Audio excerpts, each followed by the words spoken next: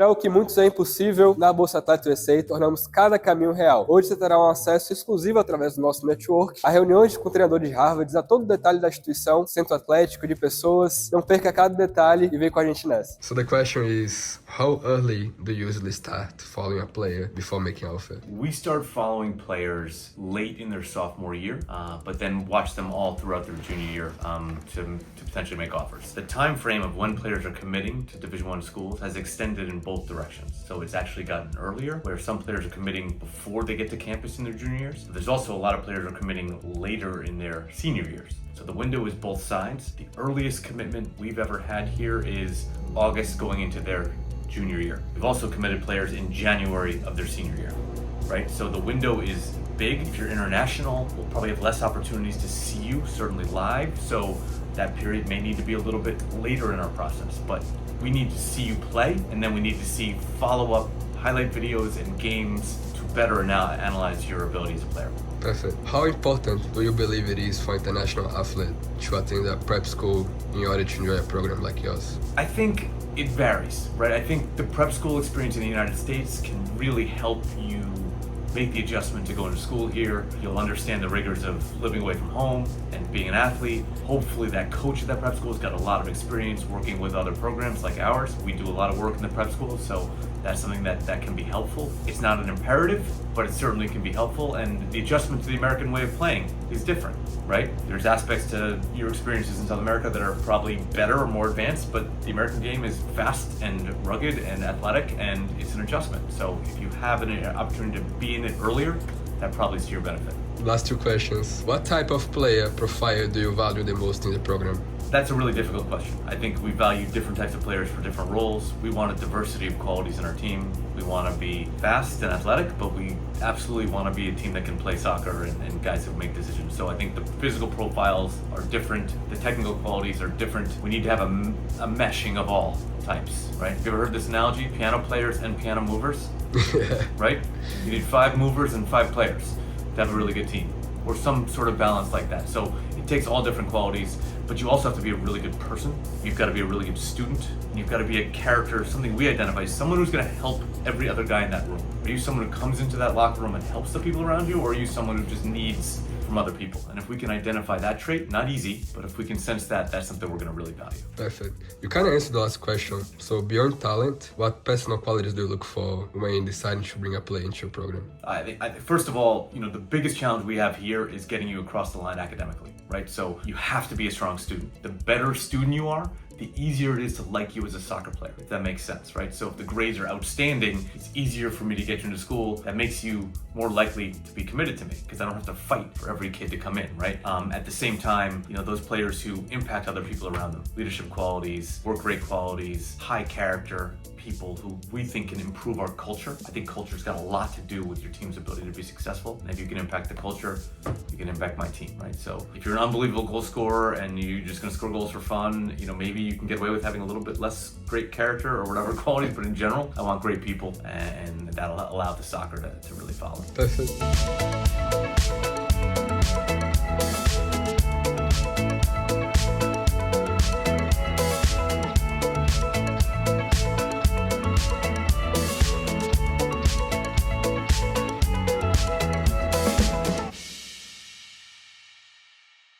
Hey everyone, my name is Matush. I'm a senior at Harvard College. I'm on the varsity men's soccer team, and I'm going to be showing you around the campus today. All right, I can show you, since we're here, I can show you the grass field first. We don't really play on that field anymore. They used to play on that field a couple of years ago, but they kind of stopped taking care of the field. And the plan is to make a soccer field on that, like to completely redo everything that's done there. And in the next couple of years, they want to have just a soccer field there. Because right now we're playing on the the turf that is right over there, and we're sharing it with lacrosse. So the plan is to have like a soccer only field. Oh, it is to be an average student. Honestly, I don't think it's different from any other college. It's yeah, let's go. I think obviously like there is you're student first, so you have to study a lot, and then you're an athlete in the second place. But honestly, the way we're talking about it with my teammates is that you see that river over there. As soon as you cross that river, you're basically just a soccer player, and the only thing you're focusing on is soccer. And then you can care about school on the other side of the river where the classes happen. But once you're here, it's just like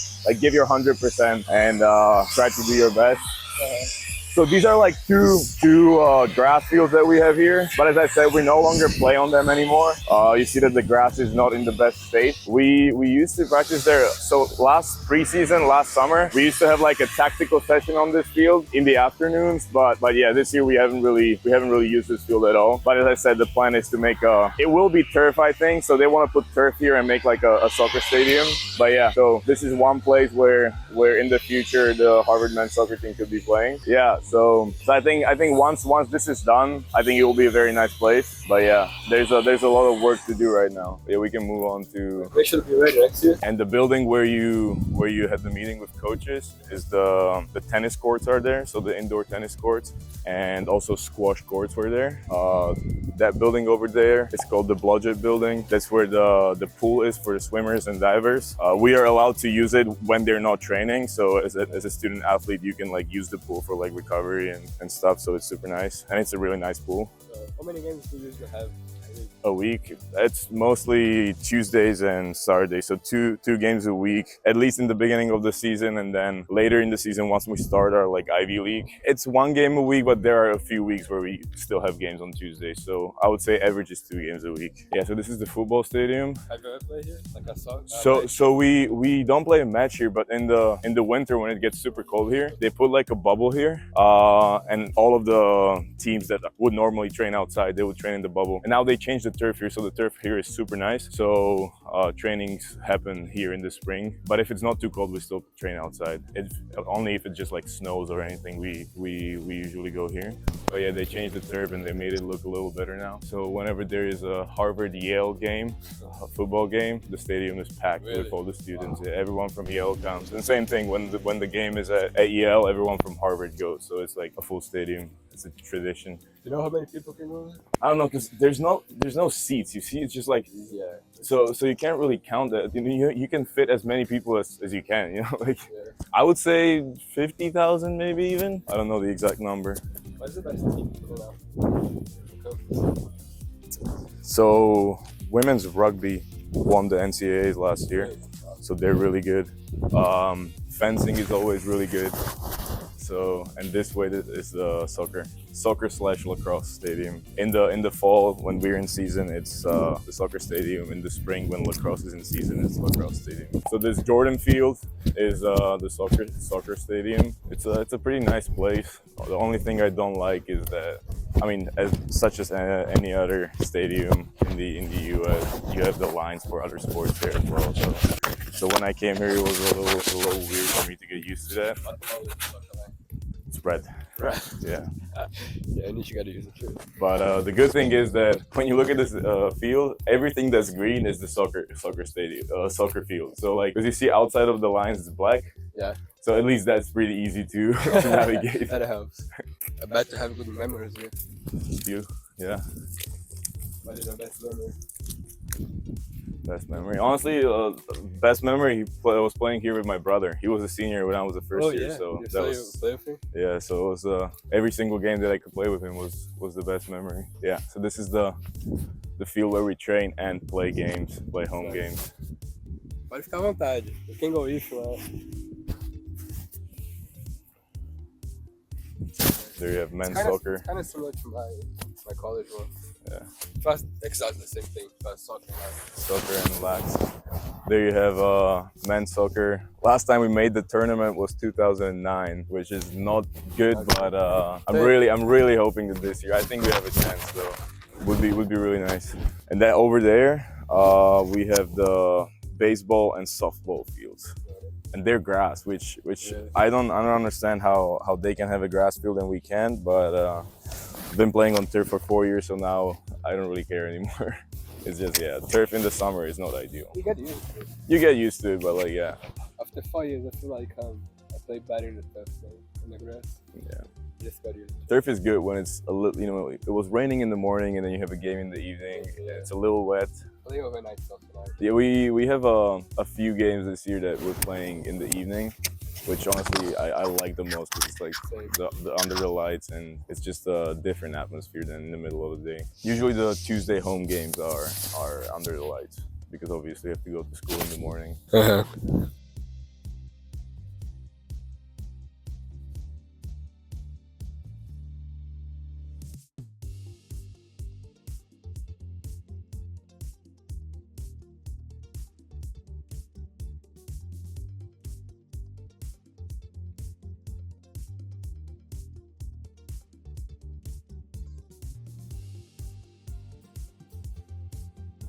What's the play style for the team?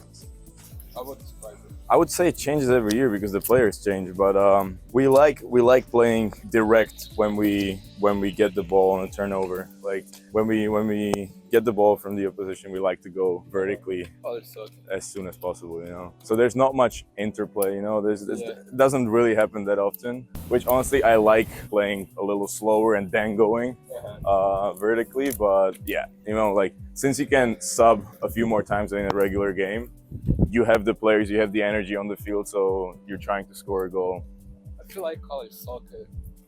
It's like, yeah. Who's gonna make the mistake? Yeah. Especially the Ivy League games, because like they're high stakes. You know, there's only 7 games in the Ivy League because there's only 8 teams, I didn't know. and so you're trying to seeing like in the preseason games or like the first few games that the teams played. I think Princeton looks pretty good. They were pretty good last year as well. But yeah, it's like honestly, it's like Premier League. Like you don't have an easy game, you know. Like even if you're playing against someone who's lost 4 games in a row, it's not going to be an easy game. So we'll see. Ivy League starts a little later. I think end of September or mid-September. So we'll see. Good thing is that now there's this Ivy League tournament. So the way it works is that the team that finishes first in the regular season in the Ivy League hosts the tournament, and top 4 teams from the Ivy League go to the tournament, and you play a semi-final and then a final, and the winner of that goes to the NCAAs. So even if you're 4th, I remember my sophomore year, I think, we were 2nd, almost tied for the 1st place. Like we tied our last game. If we won, we would have been 1st. But we went to the tournament from the 2nd place. Yale barely made it 4th place. And then they somehow won the tournament and went to the NCAAs. So now this field on the right, I forgot to say, it was the rugby field. So the women's and men's rugby play here. Here you can see, I don't know if you'll be able to see through the fence, but these are outdoor tennis courts. And this is also a new turf field here, which they made, I think it was done last year. And they basically made 2 smaller soccer fields. They're not the full size, but like you'll see, they're a little bit narrower, but it's pretty good for trainings in the spring, for example, when we can go on the Jordan field because lacrosse is here, like we can train here and it's still pretty good. It's also new turf, so, and they made 2 of them. So even the camp that we had here was happening on these 2 fields because it was like 100 kids here, right? So they had them on these 2 fields. Can you take a bit of... Yeah, and that field over there is the field hockey stadium.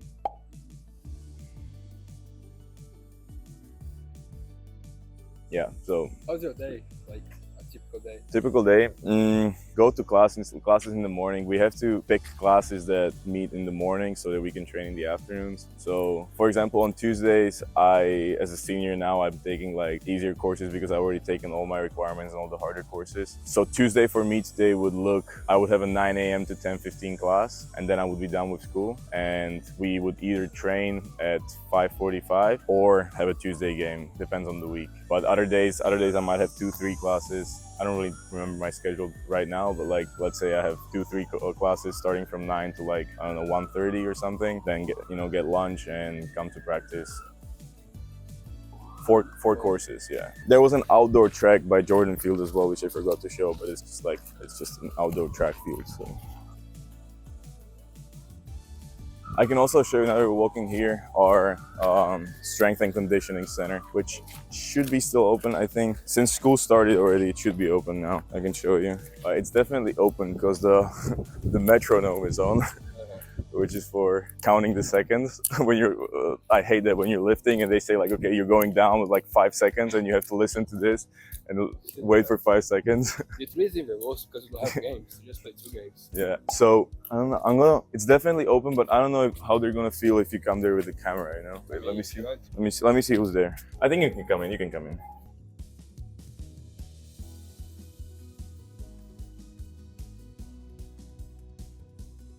Yeah, you're good. You're good to take a video. Yeah.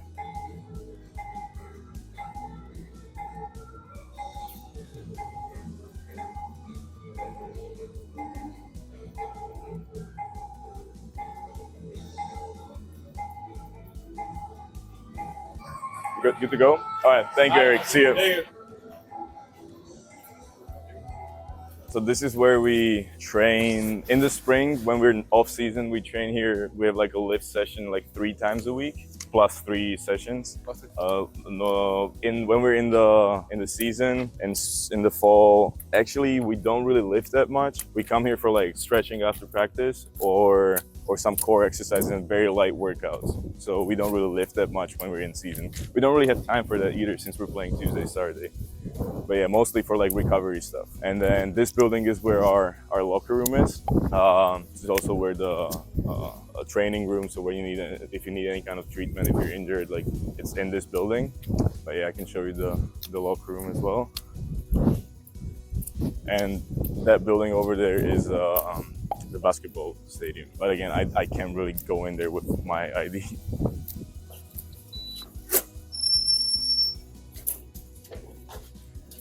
So first floor is just a football locker room because there's like 150 of them. So they have a big locker room, basically the whole first floor. But we can go here and upstairs.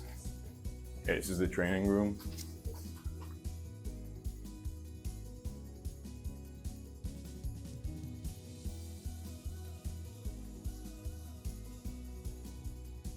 This is our locker room. These are the pictures from, when did it start? From 1932 is the first picture ever taken.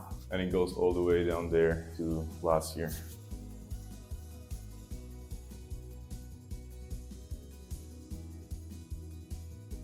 That's the showers. This is a little common area. We have a fridge here. We usually have some snacks for pre-game or pre-training. Big TV for when we have film.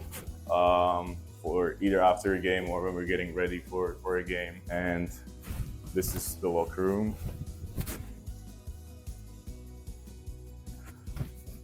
Yeah, it's a little mess here for some reason, but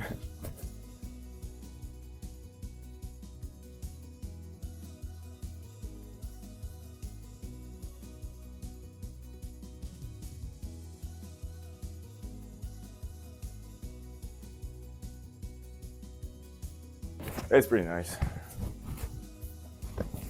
It looks like Harvard. It looks like something you would expect to see at Harvard, you know. Pretty old looking, but functional. This guy's American, but Alex is American French. I'm obviously Slovakian. Nico is Norwegian. Juho is Finnish.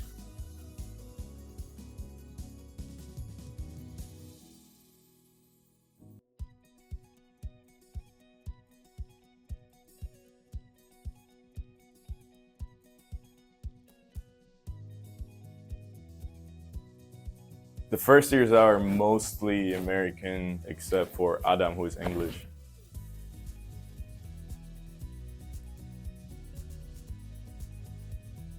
So you see, it's like, I would say almost half of the team is international. But yeah, this year's class, the first years are, except for 1 or 2 are American, so not really that many. Yeah, it's a pretty nice locker room. You have a picture of it?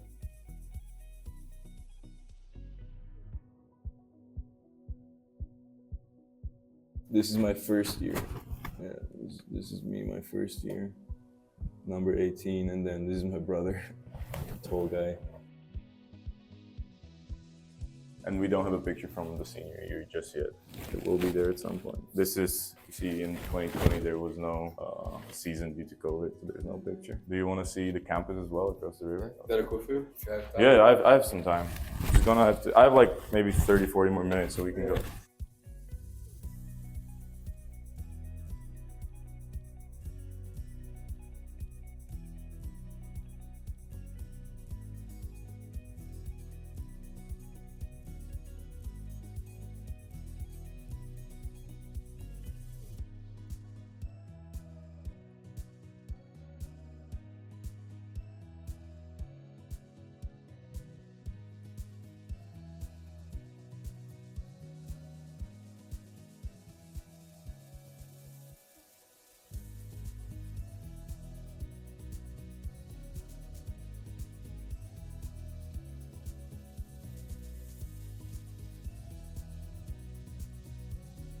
where we do our laundry.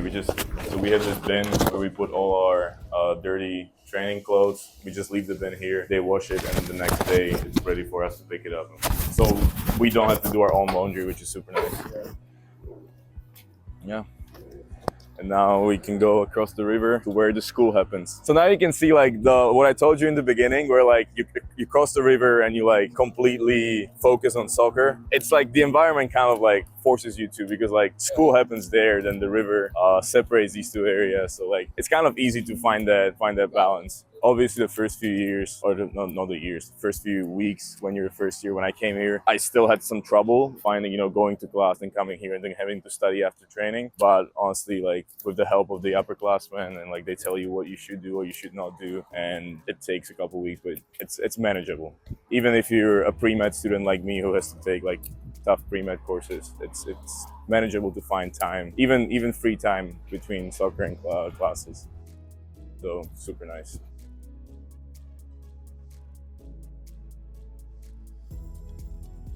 So I don't know if you know how it works. It's like when you're a first year, you live in like the Harvard yard. So all the freshmen live in buildings next to each other. And then there's this thing called housing day in the spring of your freshman year, where you get assigned to one of the 12 houses that Harvard has. I think 9 of them are on the river. 3 of them are a little farther away, which is like no one wants to be there because it's a little farther. But still pretty good houses. So you basically get assigned. You don't have a choice of where you're going to be living unless you want to live off campus. As a first year, you have to live on campus. As a sophomore and junior and senior, you can choose to live off campus. But this is a pretty expensive area because it's like Harvard, Cambridge. It's like it's not that easy to find something nice, which is going to be also like not pricey. We can go. You were lucky to come today because the classes just started, and my class today, like we don't have a class the first day of class, at least the class that I'm taking. The professor said that we're just going to start on Thursday, so I basically had the whole morning free. That's the boathouse, so for men's rowing. They don't live there, but like that's where their locker room and everything is. And this is the women's rowing boathouse, and they train on the river, obviously. And yeah, this is the building where I lived before, but as you can see, it was an old building, so it's getting renovated now. But it was super convenient because you see how close I was to the locker room. Like the 3 houses that I talked about before that are a little farther away, the walk from the locker room is probably like 25 minutes. For me, it's like 5 minutes maybe. But now I live a little farther away. But I have a really nice room this year. Also, I forgot to say that area over there, that's the business school campus, which is super nice. So if you have time after, you should definitely go see that. But yeah, this is the college. And this on the left is the Harvard Kennedy School, which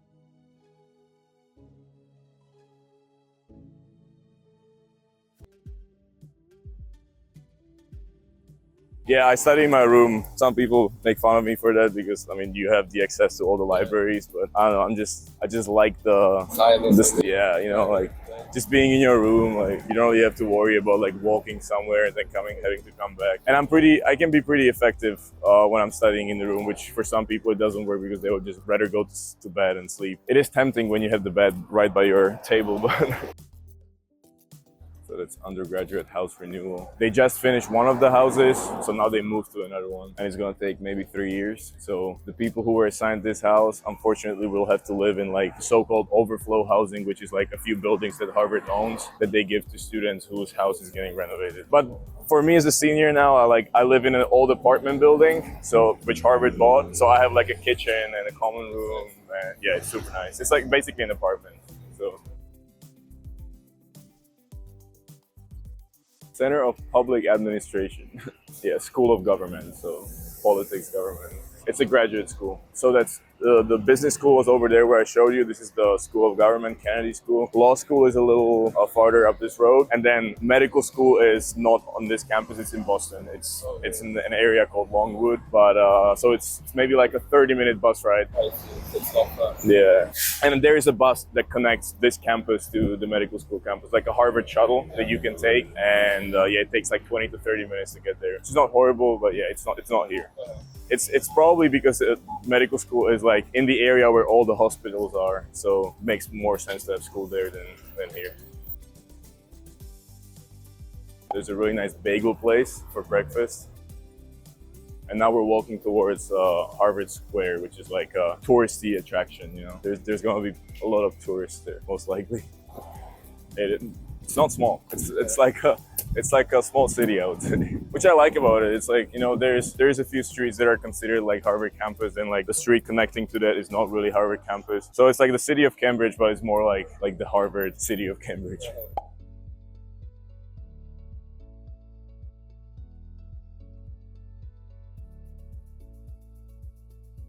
Yeah, so this is Harvard Square, which sometimes is popping with tourists, sometimes it's not. But I suppose we're gonna walk into the yard where like the freshmen live, which is like a really nice area, and surely there's gonna be a lot of people. But yeah, so this is Harvard Square. There's a train station here as well. So if you want to go to Boston, you can just hop on a train and go. It's maybe like 5 stops, so it's really close. Which is also something I like, that Cambridge is like a small, quieter city, and then across the river, when you take the train, you can go to Boston, which is like a bigger city, and it's like super close, but still it's like separated enough that you can focus on just studying here. And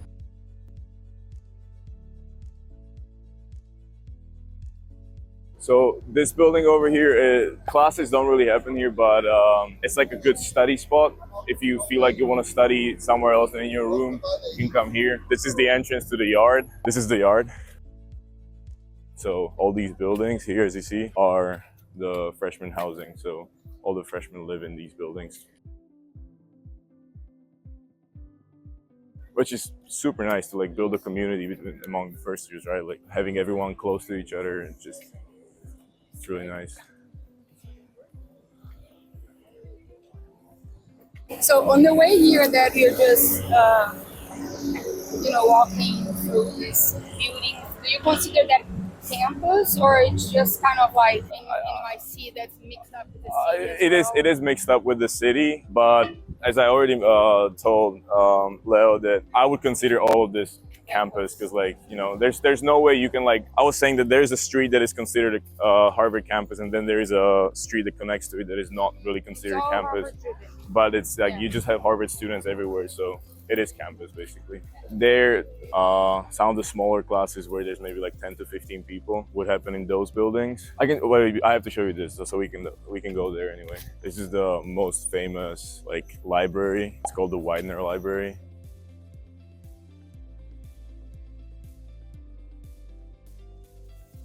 And even graduation happens here, so they like put all the chairs for all the graduating students here, and then there's like a podium there that like people talk, and like basically the graduation happens here, which is super nice. It happens outside.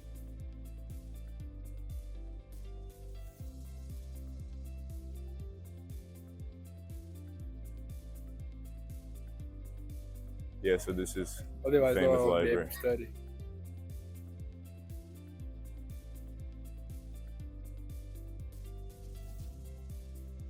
Then there is one more library over there. It's called the Lamont Library, which if I go study somewhere in the library, I would go to that library over there, Lamont. Not really this one. I don't really like this that much. People love this, but I'm not a huge fan of like open space libraries. You know, I like to have my small cubicle and study in there.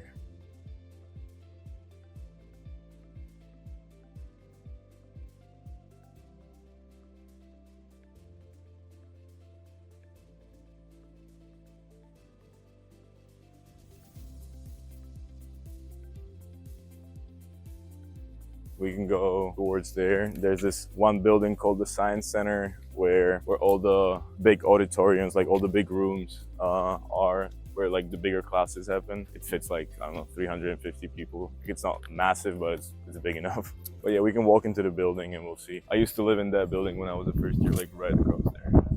It's called the Hollis Hall. So there's a lot of people here who are ethnically something, but they've lived in many areas of the world. Yeah, so this building is the Science Center. You know what I'm gonna show? I'm gonna show you the dining hall, the first year dining hall, which is like the most famous. It's like a Harry Potter. Like I think J.K. Rowling, like when she was writing the Harry Potter, I think she was like inspired by this. Another library here. This is where I used to study when I was a first year. It doesn't really look like an old Harvard library, but I like the place. So many nerve-wracking memories here from all my like chemistry and physics and biology courses. Like all the courses happen here and all the exams in these rooms. Yeah, so that's the library, and let me see if there's a class happening here.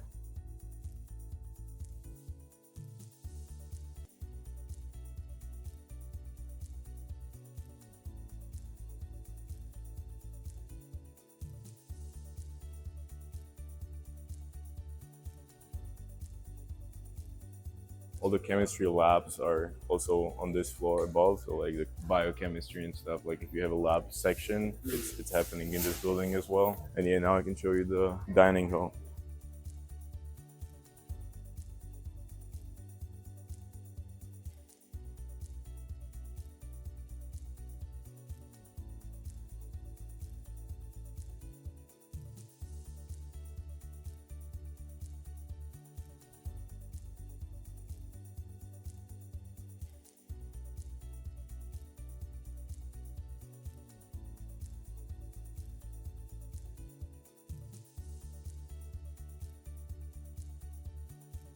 So you have trucks. If you don't have time to get lunch, you can just grab something here.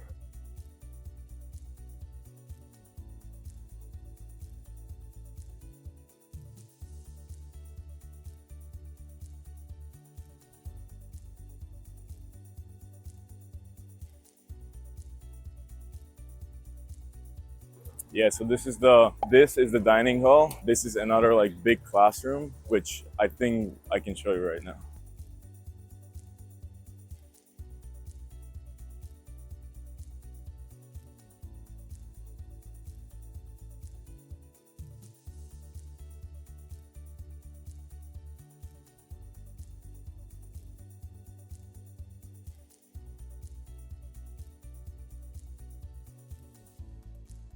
Just come take a look.